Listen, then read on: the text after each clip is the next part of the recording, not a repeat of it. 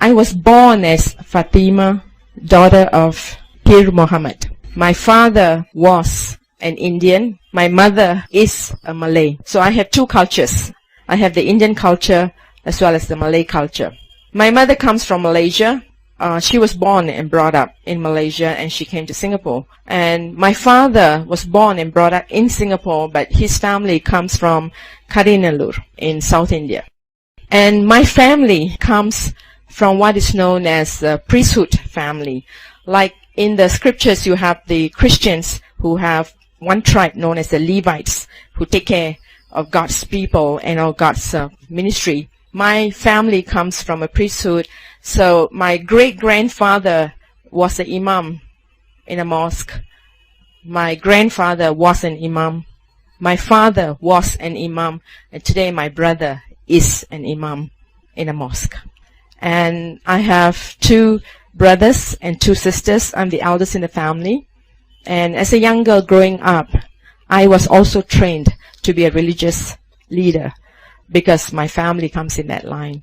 So I used to teach children and also women how to study the Quran, anything particular to the religion. And if everybody fasts for 30 days in a year for the Ramadan month, my family and I particularly will be fast for 40 to 45 days in a year. So it's a continuous one. Today I am known, in fact, as a staunch and a fanatic Christian. I was a very staunch and a fanatic Muslim because that's what I know, and I grew up with that, and that's what I was. So it doesn't matter where I was, I will drop to my knees to pray 5 times in a day. And my family was known to be someone that we are always helping someone in some ways. So I thank God that I do come from that background, because the disciplines that I went through as a Muslim is helping me a lot now as a Christian. And sometimes I think Muslims will, in general, put the Christians to shame, because many things that the Muslims do are the things that we as Christians are asked to do, and these are the things that God wants us to do, but we are not doing it, but the Muslims are doing it. And I learned as a child growing up many of the disciplines over there, and today I thank God that I came from that background, because it helps me to understand what Christianity is all about. And I apply in fact all that I learned as a Muslim being a Christian today. So there's so much that the Muslims can teach us in being what a Christian is, because they do not tell you what to do, but they live their life, and that shows us what it means to love God.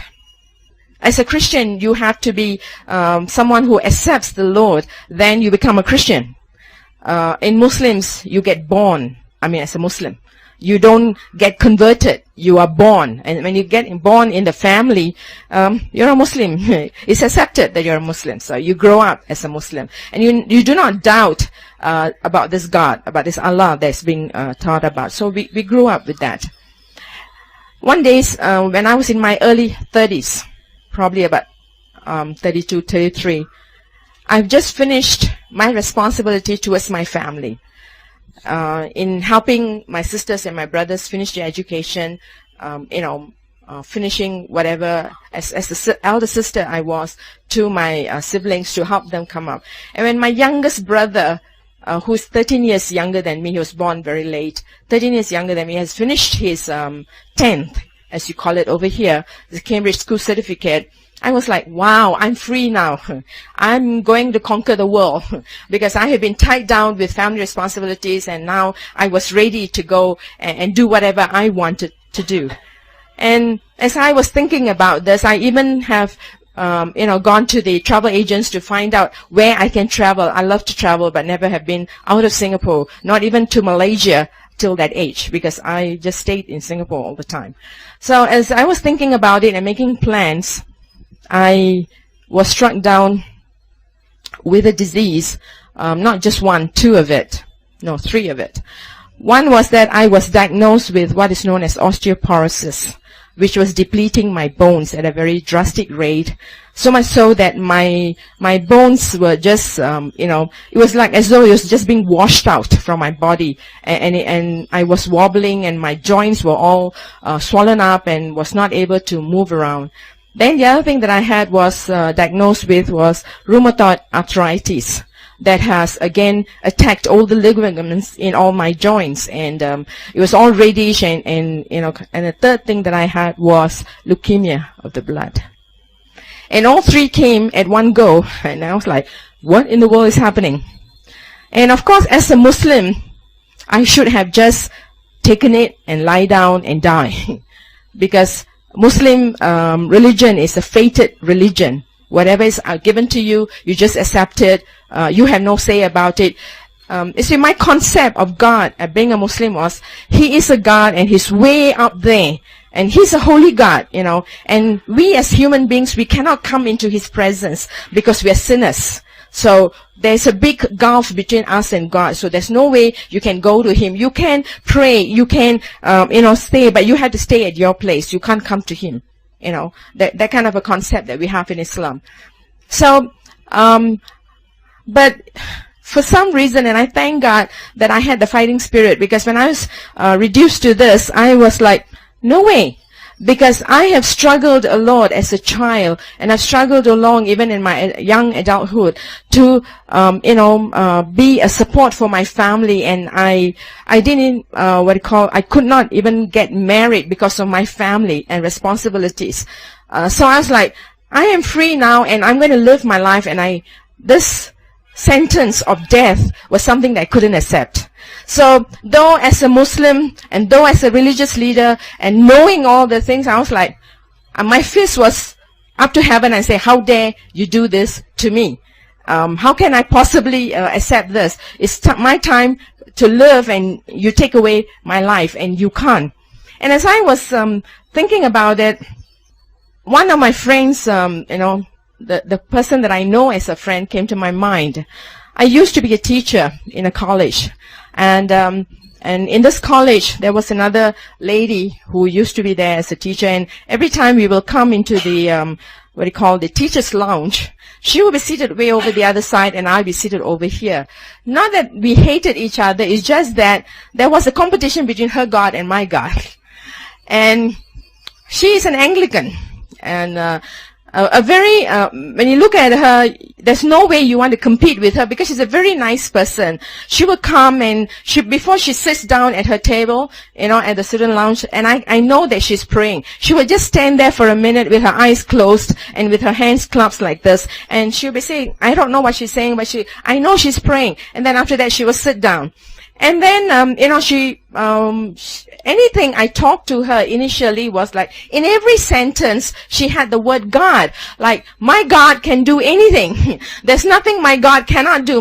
There's no impossibility with my God. I got really irritated with her, because there's no sentence, there's nothing you can share with her where the word God is not brought in, where God is not talked about. So for her, her God was her everything. But she was not someone who's pushy or someone, who's very vocal. She would just say it in a very gentle way. But you see, for me, I was a Muslim, and my God was greater than your God. And I was dressed as a Muslim. Right now today, you can see my hands and my face, but in those days you can't. My hair was very long, and I was all like, you see the Muslims here. I was the same way over there, everything covered up, and I go to work like that. And the only man that can see me uncovered in that sense will be my brothers or my father. That's it. But other than that, nobody else is allowed to see. So we had this understanding. Without making it very clear, you keep your God to yourself, and I'll keep my God to myself. So you stay on your side, and I'll stay on my side. We worked like this for 10 years in the same college. Okay? I mean, we respected each other, but we would not talk about nothing, And I will go like this with my finger whenever I talk to her. That means you don't talk to me about your God. That kind of thing.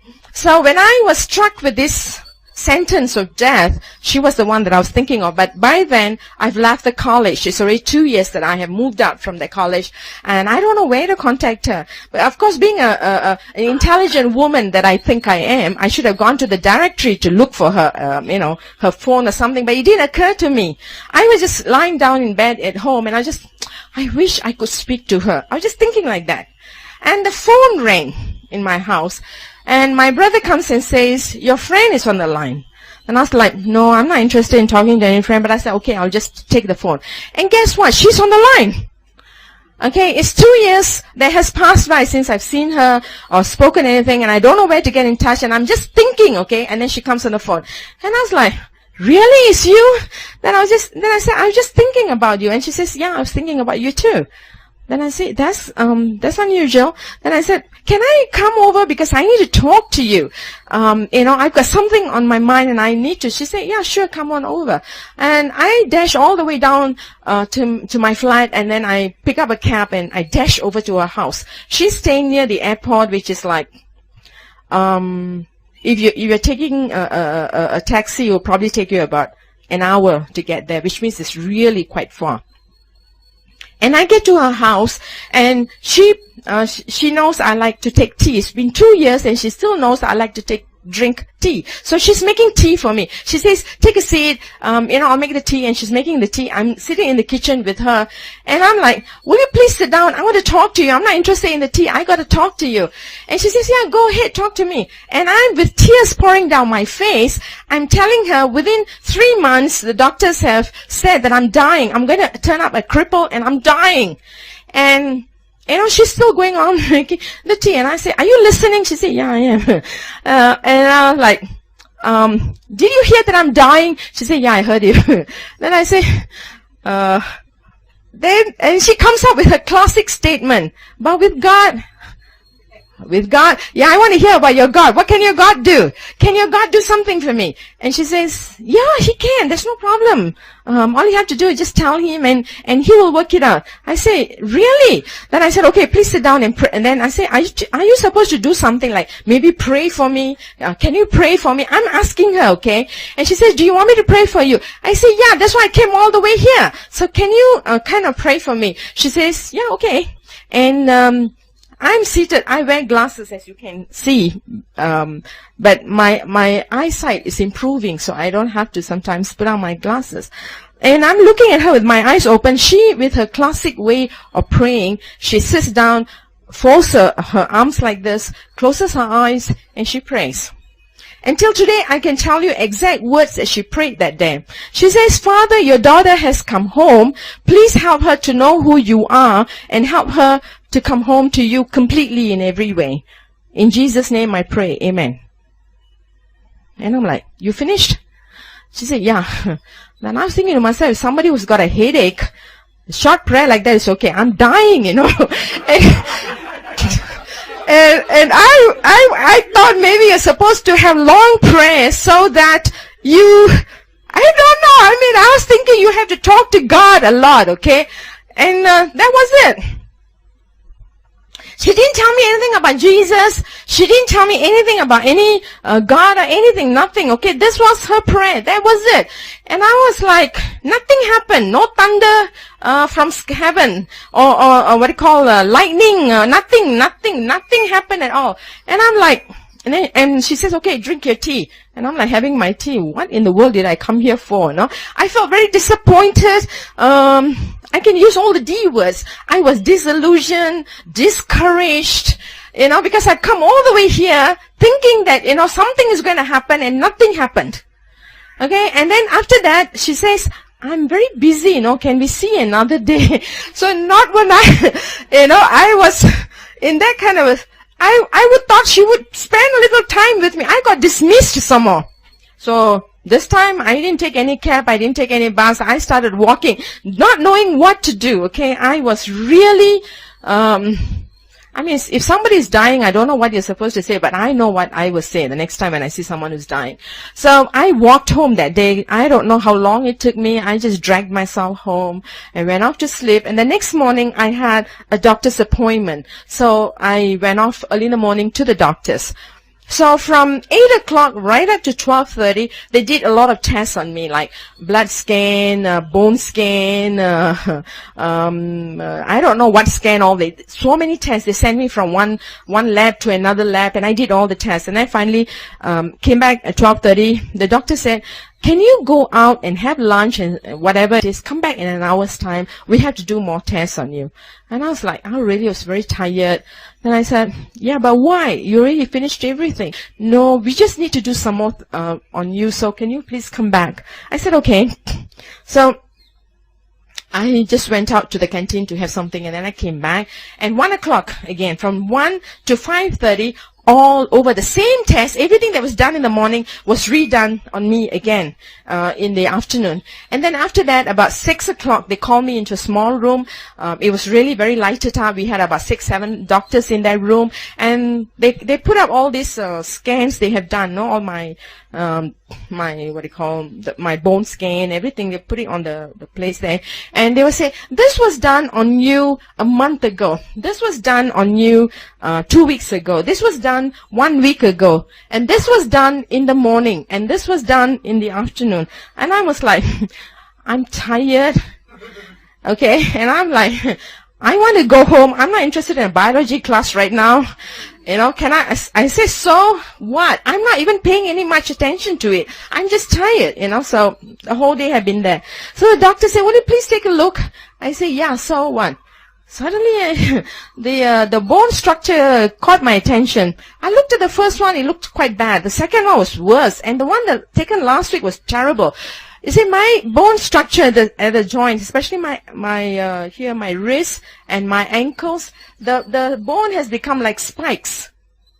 And it was getting very difficult for me to walk or to function because I was all swollen up, on my neck, right up all the way down, and I was really in a very terrible, I was like, and then I looked at the one that was taken in the morning.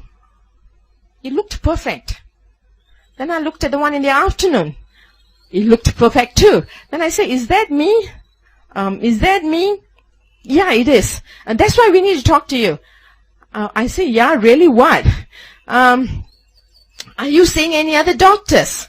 Are you taking any other medication? You see, they did not give me any medication in this hospital for the 2 months they were looking at me. All they did was to give me some aspirins, that's all, and painkillers. So I was telling them, look, and I was going to blurt out, I've given all my money to you, and I've got no more money to give. What other doctors? I'm not seeing any other doctors. Suddenly it hit me. She prayed for me yesterday. And I was like, oh my. So this God is really God. And I'm like not listening anymore to the doctors. I dash out of the hospital room, and I go to the corridors, and I'm talking about 20 years ago, okay, my friends. In those days, we don't have cell phones. The cell phones just came around. In those days, you have to go to the public phone to make phone calls. So I dashed to that phone, I put in a coin. Actually, I didn't have any coins. There was a guy standing there making a call. I pushed him aside and I said, I got to make an urgent call. And then I was turning up no money outside. I got money from him, in fact, to make that call. And I made the call to call this friend, and I got her on the line, and I was saying, I am healed. And I'm screaming at the top of my voice in the corridor. Everybody there can hear me. I'm healed. And she says, yeah, I know. And I was like, you know? What do you know? God can do anything, no? God, yeah, but I want to hear about this God. You're going to talk to me about, yeah. Call me another time because right now I'm busy too. She said she's a tuition teacher. She was teaching people, students. So I was so excited. I didn't go back into that room. They probably were looking for me, but I walked out from there, and I looked at myself after that.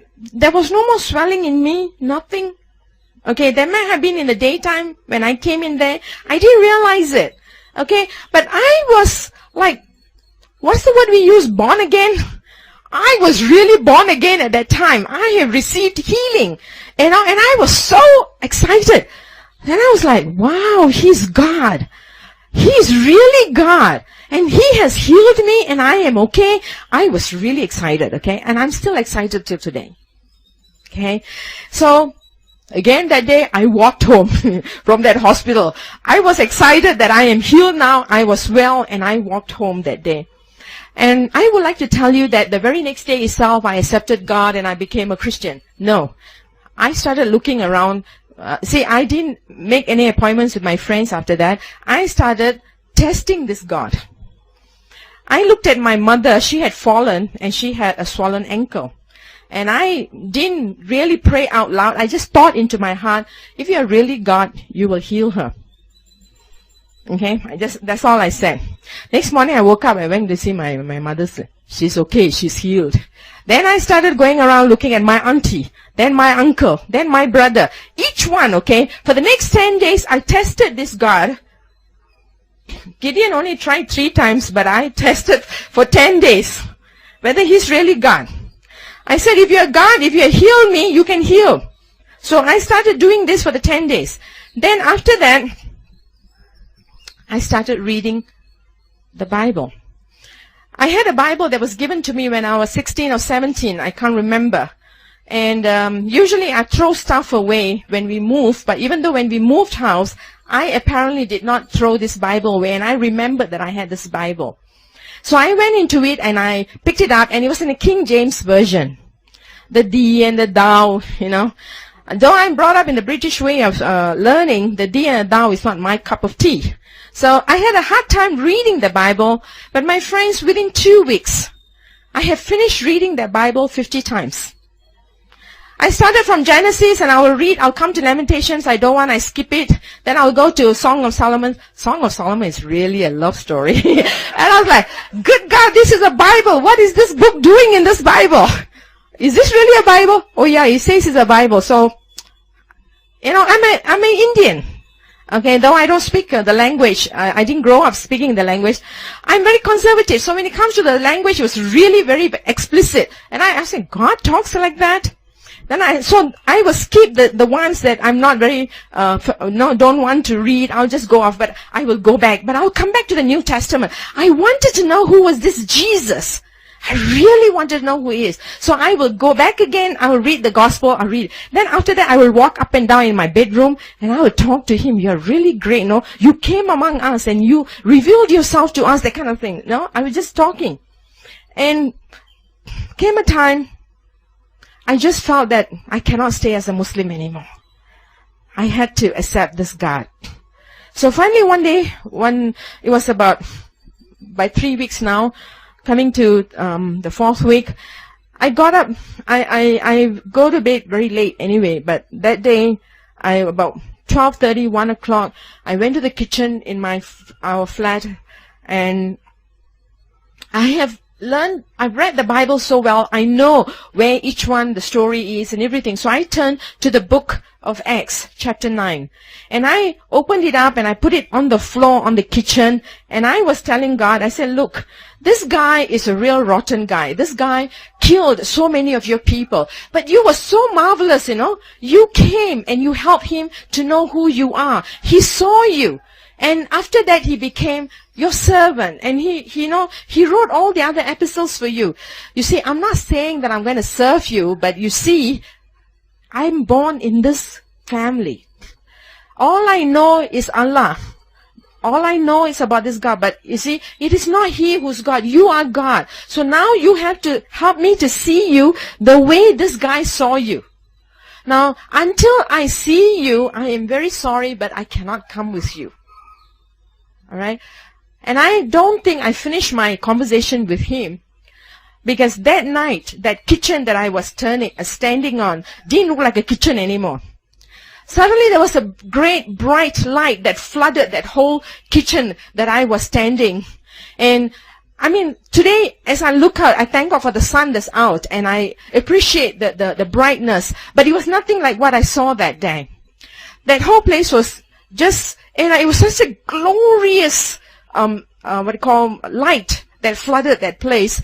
And in my mind, I'm thinking like, but where are you? I saw the light. I'm standing in the midst of the light. I can't see it's a kitchen anymore. It's just a beautiful place. I don't know where it is.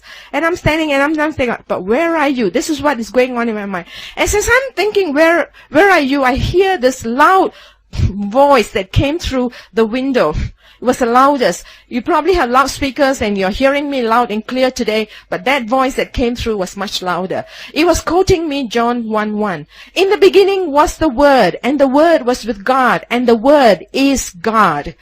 It may not mean anything to you, but it meant a lot to me, because Jesus Christ, the Son of the living God, was a stumbling block to me to receive Him as God. Because we Muslims cannot believe that, God can have a son. If God has a son, that means He must have a wife. That means He's a mere human being. He can't be God. I couldn't accept that. But that word gave me insight. It gave me revelation that in the beginning was the Word, and the Word was God, and the Word is God. And it gave me the clarification that I needed, that understanding that I needed, that He is God. But you see, I still didn't see Him. And I still stood there and I said, where are you?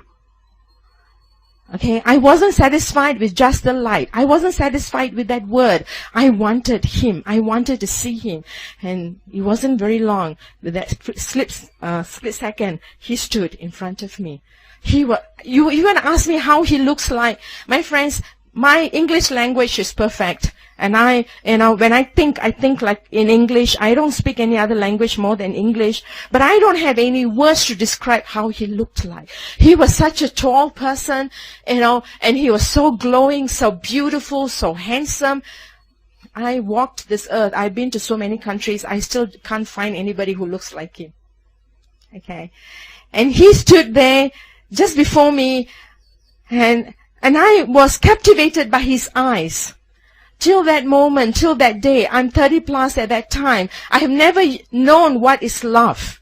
Okay? I've never heard anyone say they loved me, not even my family, not even my parents, not even anyone. Because whatever I did for my family at that time was duty and obligation, not love. But this God was standing before me, and I was consumed by the love that was flowing from Him. And I was completely drawn into those eyes that He had. And He looked at me with that love. And in the next moment, I found myself as a baby in His arms, holding me. And He brought me back into the past to help me to know once and for all that He is God. And there's no one other like Him. And what He brought me was when I was a 12-year-old girl. I found myself as a 12-year-old. I was struggling with life. And I thought there was no other way. And I was getting ready to commit suicide. I was standing by a river that was swollen up because we had a storm that day. And I was going to throw myself over that river and end my life. And I remember that day, there were two hands that came and pulled me back. It was in the night. And I thought it was a ghost. And I ran all the way home. And He said, and as He brought me back to that scenario, He was telling me, I was there with you then. I am here with you now.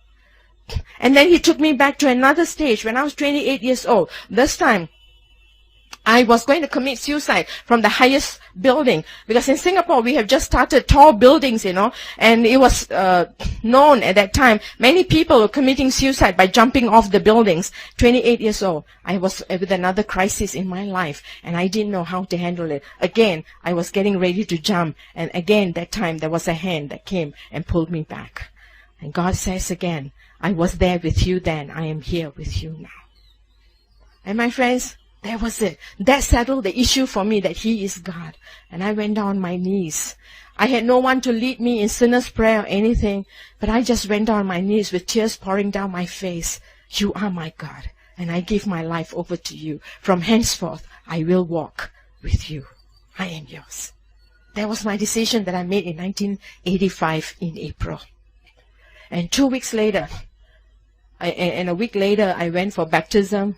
From then on, for the next 2 weeks, I suffered. I've never suffered before. Because I know what it means to become a Christian. I didn't dare tell my mother. If there's any one person that I have loved in my entire life, it's my mom. And she was the one that I didn't want to disappoint. But next morning when she got up, after that day that when I have made my commitment to God, she got up in the morning and she comes to me and she says, you have become a Christian. I didn't tell her. Because she can see from my face that I have changed. There was something about me that told her. And she's a woman who doesn't know anything about being a Christian. And in Singapore, when you say a Christian, it means a Catholic, not a Protestant, because they do not recognize the Protestants as Christians. I didn't know what to tell her. I didn't know how to explain. All I could do was say yes. And with that, she took a knife from the kitchen drawer that was there. That was one of the biggest knives. We have lots of knives in our homes. And she took out that knife, she put it on the table, and she said, "You take that knife and you kill me, then you walk out that door." Then I said, "No, I can't do that." And she said, "If you don't, then I have to." And she took that knife and she came at me. She's a woman who's only 4.5 feet. But that day she became such a strong person. And she's a very sickly woman, but that day she became like a tiger. And she said, "You have to die because you cannot live anymore. I cannot let you live anymore." And in the struggle, she was cut, I was cut with a knife. And all I could think of, I didn't know what to do. I was just screaming my heart out. But I remembered what my friend had said, "Call on his name and he will come." And I screamed for his name, "Jesus, I need you." And as I said, "Jesus," she fainted and she fell. And that was the day that I had to pack my things and move out from my house. Because of probably my age or the things that I had to go through, in one day, in a moment, I lost my family, I lost my community, I lost my friends, I lost my job. I was declared dead to the MUIS, which is the Council for the Muslims over in Singapore. For the next 2 years, I cannot get a job. Next 2 years, I cannot live anywhere because I was considered as dead. Because every particular about me was wiped out from the government in Singapore. And I had to hire lawyers to go and fight back, to get back my identity in Singapore. And the next 2 years, as I struggle, I'm not a crying person, never was. Because whatever pain there was, I always thought that I can work it out. I worked it out. But when I met God for the next 2 years, I did nothing but cry every day. Cry because God had to break the self-individuality that I had become. He had to take away the pride and the arrogance that I had become. I was a very nice person, but inside, there was so much of bitterness and hatred and anger inside of me, which I didn't know that I had grown up with. So God had to take that all away. For the next 2 years, He washed over me like a mother hen over his cheek. Every day I will receive dreams. I will receive visions of what was going to happen. My brothers, 2 of them, poor things, they were very young at that time. They didn't know what to do. But in order to protect the family valor, they had to kill me. So they tried many ways to kill me. One of my brothers, the one who's in the middle, the first brother in the family, invited me to his home. And God showed me in a vision what they were going to do. They prepared food with poison. And I asked God, "What do you want me to do?" God said, "Eat." I said, "Okay, I will eat." And they were all seated around me, seeing me eat that food. And I was supposed to drop dead, but I didn't. I washed my fingers and I said, "Thank you," and I walked out. Another time, my mother invited, one of the top imams from the Middle East to come and exorcise this devil that was supposed to be in my life. And the man walks in. He doesn't even walk in very far. He just stands over there, and he sees someone standing by my side in white. And he turns to my mother and he says that the power that is with her is greater than the power that we have. And my friends, the greatest joy that I have today is not that I know this God. I thank God that I know Him. But the greatest joy I have is that I can communicate with Him in prayer. And this God is not a God when you just communicate in a monologue. It's a dialogue. He talks back and He comes and He's delighted whenever we are with Him. And He longs for us. And when my call came, I didn't know what I was going to call to be. Because by then, I was already 30 plus. And I was thinking like, I'm old, God. I probably was like Moses. God, I'm old. Maybe you should call somebody else. But God called me. And I came into ministry. I came into full-time ministry immediately. And I thank God for the various people that God placed in my life who helped me, encouraged me. And all those things that I said that I lost, God double that to me, 100-fold. Today I have many homes that I call is my home. I call many families that are my family. I call many brothers and sisters who are still, many out there in the world. Not just by the hundreds, by the thousands. They are there who know me and who have encouraged me and helped me. So today I take the message to a world that needs him. And that was not the only first time that he healed me. I mean, that was the first time he healed me. In 1993, I was asked to go for another surgery in my stomach. I had to have a hysterectomy. Again, I told God, God, you have to work this out. If it's your will, I will go for it. But if it's not, Father, you are the surgeon. You take care of it. And in a couple of days, I didn't have to go for surgery. He healed me. In the year 2000, I was leading a prayer team in Israel. And at that time, when I left for it, I was just told by the doctors that I had cancer in both my breasts, and it was 3rd degree, very aggressive, and they had no choice but to just cut off my breast. And I said, okay, I'll go for this trip. I will come back and we'll talk about it. When I was in Israel, I was in one of the hotels that was facing the Wailing Wall. And as I was facing that, I remembered how Solomon, when he built the temple, he said, even when the foreigners come and face this wall, and if they pray, Father, you will answer them. And I stood by the window of the hotel room, and I said, God, though I am saved, I am your child, I'm still a foreigner. I'm not a Jew, Father. I'm a Gentile. So, Father, as Solomon said, I'm a foreigner. I'm standing here, and I'm believing in you, God. You can touch me, you can heal me. And he did. He put me to sleep the whole day that day. I didn't know what he was doing, but he did his surgery on me. So when I came back to Singapore, no surgery.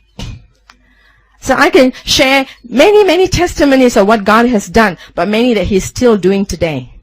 He's a great God, and he's a wonderful God. And we have much to thank him for. And as I was sharing, as I was told that today is a Thanksgiving day, I was thinking of Ephesians chapter 5, verses 18 to 20. It says, do not get drunk on wine, which leads to Ephesians chapter 5, verses 18 to 20. That's what I was thinking of. I wanted to just end with this. Do not get drunk on wine, which leads to debauchery. Instead, be filled with the Spirit. Speak to one another with psalms. And that's what you're doing today. You are singing psalms, and you are worshiping, and you're praying. Hymns and spiritual songs. Sing to make music in your heart to the Lord. Always giving thanks to God the Father for everything in the name of our Lord Jesus Christ. And as I was thinking about giving thanks, I have so much to thank God for. I have so much. And people tell me, your testimony is great. It's fantastic. It is. But God, when he came back for Thomas, Thomas wanted. I was a Thomas, and I still am in many ways as I walk with him. And I wanted, signs. I wanted proof. And without that proof, I didn't want to believe him. Now, was he upset with Thomas? No. He said, look, touch, feel, and know that I am God. But he finished his sentence by saying, blessed are those who are going to come without seeing me. And there are many, many who are coming to know God today without seeing, but they believe because they have that faith. And there's so many who can thank God, and we can thank God for so many. And in our lives, do we just thank God for only the great things he does? What about the days that I am just able to get up in the morning? I thank God for the health that he's given me. I thank God for the sun that's shining. Thank God for the beautiful day that he has created especially for me. I thank God for the food that I'm able to eat. There are many that have no food. I thank God for the work that I have. I thank God for the friends that I have. I thank God for the family that God has given me. I thank God for everything, for small and great, because all things are because of who he is. And I thank God not just when the time is good, but I thank him all the time, always, for everything, even for the bad times that comes my way, because those times are the times that I learn, that I grow, that I move on with him. Because if I don't have those bad times, I will never be able to appreciate him. I'll never be able to learn the things that he wants to teach me, show me how to go. And I need to be drunk, not with what the world has to give, but I need to be drunk with the Holy Spirit, because he is the one that gives us the strength. He gives us the courage. He gives us the boldness. He is the one who moves us. And as I stand here today with you, was I going to be here today? I didn't know. And I don't think that my being here is by chance either, because every moment is divinely arranged. Because it is He who's the author and the finisher of our faith. Because it is He who loves us with an everlasting love. And what I have to share may not be just for you here, but it may be something that you want to take with you, with someone that is going to know that He's God. Has God done great things? He has. And I spent 6 years in Madras in the 90s. I first came into India as a missionary. And I spent 6 years there. And one of my greatest testimonies that I would like to share is one day we, as a team, we were in Madras and we were having crusades. And I remember one night after the team has left, it was the last day of crusade, and I was, asked to speak for that day. And the next day we were supposed to, go on, giving out leaflets so that we go tracting to talk about the crusades. But that night, as I was in my room, I was in one of the parsonage, upstairs, and as I was standing there and just talking to God, there was a lady, a young girl, I can't call her a lady, she's about 16, 17 year old, who walks up that spiral staircase, comes to where I am upstairs, and she's carrying a baby in her arms. But that baby has got the skulls, split in two, and the brains were spilling out. And she comes and stands in front of my door. She knocks on my door, and when I open, I see that little girl with her baby in her arms. What do I do? And I remember my friend, as I shared with you, I told my friend I was dying and I wanted a long prayer. But here, death has already taken place. The baby is dead. And she's standing there and she said, this evening you said your God can do anything. Can your God do something for my baby? She's been married to a guy who's drunk, and he has taken that little baby, 3 or 4 months old, and he's thrown it against the wall. And she's standing before me, your God. You said your God, because she has come to that crusade that evening and she's heard my preaching. And she says, your God, you said you can do. So with tears pouring down my face, I didn't even dare take that baby in my arms. I say, God, with my eyes open, I say, God, she has come, not for me, but she's come for you. She has come believing in you. She's come trusting in you, Father. You have to do what you promised. Your child believes in you, though she doesn't know you, God. And at that time, I saw a hand that came out. And this hand, the hand was so beautiful that came, and it just touched that baby, that skull. And as it touched, I saw a recreative miracle take place before my very eyes. And this was in 93 in Madras. You see, the test is not whether we know Him, but do we know Him inside of our hearts, that He is really God. And when we say that there is nothing impossible with Him, do we really believe with all that we are?